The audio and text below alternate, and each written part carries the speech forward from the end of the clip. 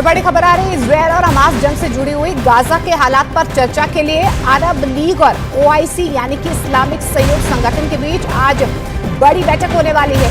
इस बैठक में इजरायल और हमास के बीच जंग पर चर्चा होगी। अरब लीग और ओआईसी के विदेश मंत्री के बीच बैठक मॉस्को में होगी।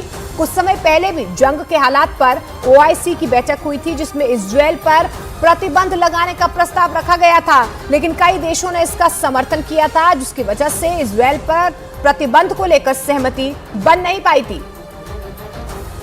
तो बड़ी खबर आपको बता दें, अरब लीग और ओआईसी के बीच आज मॉस्को में अहम बैठक होगी। जानकारी मिल पा रही है, जिस तरीके से इजरायल हमास युद्ध लगातार बढ़ता जा रहा है, उस पर चर्चा की जाएगी।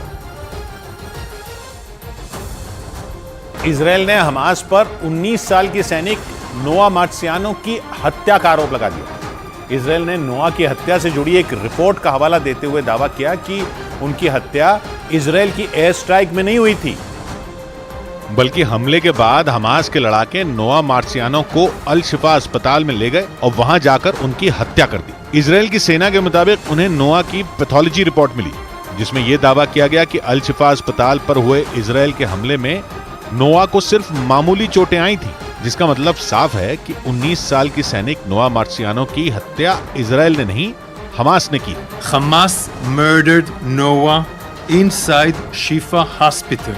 इजरायल की सेना ने यह रिपोर्ट हमास के उस दावे के खिलाफ पेश की, जिसमें हमास ने नोआ मार्सियानो की हत्या के लिए इजरायल के हमलों को जिम्मेदार ठहराया।